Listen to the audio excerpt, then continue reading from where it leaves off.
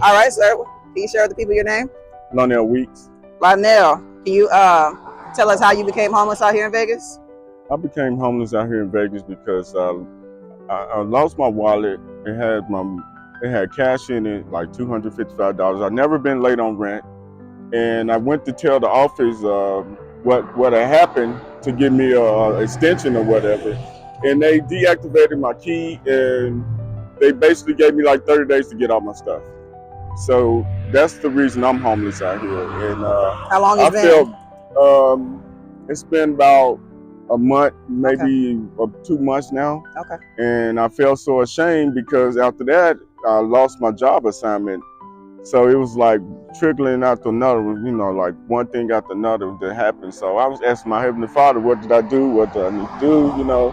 So I came down here thinking I'm gonna get resources at the courtyard, and it's absolutely filthy there. And you have to basically like get everything you get on your own. They have no resources. They promise you that they can do this and that for you, but you got to have insurance. And if you don't have insurance, it's just minimal things that they can do, and they basically don't do nothing. They put you like they give you like a mat to sleep on, or you can sleep on the concrete. They run out so fast. Then they search you like you're a criminal. You got to go through all these metal detectors. You got to give them all your information just to get in, to get a mat. And it's just very unfair and shameful. And I think people need to shed a light on it because it's they promise you so much and they do nothing. Like the facility that they built out here, they got like $25 million to build this certain facility. But when you see it, it don't take maybe $1 million to maybe build that, and they still didn't have no rooms. You still outside basically. So where did the $24 million go basically? Right. They pocket $24 million, probably spent $1 million just to build that place. And you got to stand in line for everything from the restroom to try to charge your phone, and the list just goes on and on. Security treats you like shit, like you prisoner, like you just picked or wanted to be there or something, you know, and they just holler at old people. It's no respect there at all. You kind of you segued into the daily challenges you face being homeless. Yeah, the daily challenges is just seeing a lot of different people dying or fentanyl, and it's never on news. It never hit the news. The news talk about entertainment and other stuff, and then you wonder, you know, a person you probably talked to 3 days ago, is that death gonna be on news? It never hit the news, so people never hear about it.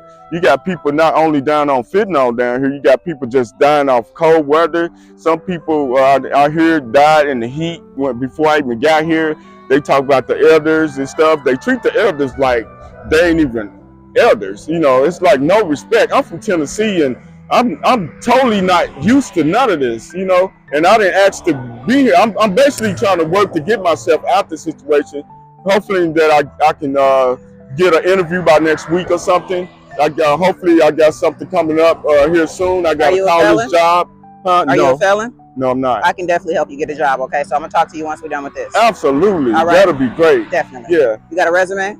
I do. Okay, I can help you with that too, to get it updated and get you some interviews and stuff going on, okay? Absolutely. And I'll follow up with you so you can do an update when we get you a job and get you a place. Absolutely. That's my goal, is to not just do interviews and donate, but to also see what we can do to get you off the street if that's what you choose to do. That's my, you know absolutely. I mean? That's my goal. I'm here I'm not on drugs. I don't have no felony or nothing like that. Okay. You know, I always worked and got myself out of certain situations, but they make it even harder here because I have no family, and when they promise you something, you expect something to happen, but it never happens. A question for you: did you want to stay in Vegas and continue to work, or did you want to go back home?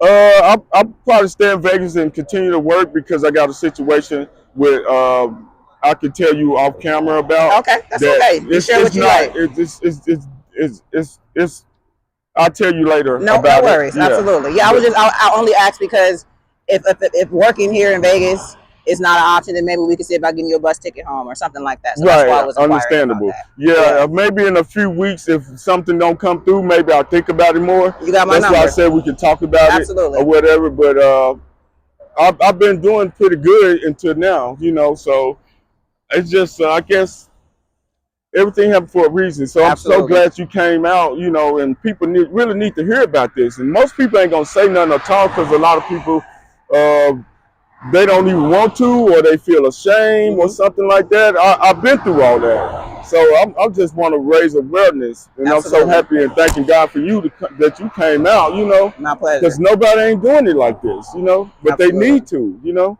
What's your goals? Your ambition? What are you envisioning yourself doing out I after this? I want to basically get back into my career field, which is trucking. Okay. That's why I say I was talking to you out for camera and do it, and because the situation that went on with that, I got a process going where I don't know, because Biden changed some laws on it, and I gotta research some stuff and try to file my taxes. Hopefully, I get something back because I don't know if I'm old or not. Like whatever's gonna go on with that, and try to get like back on the job, Okay. into my career So field. trucking Driving. is your Yeah. career trade. Yeah.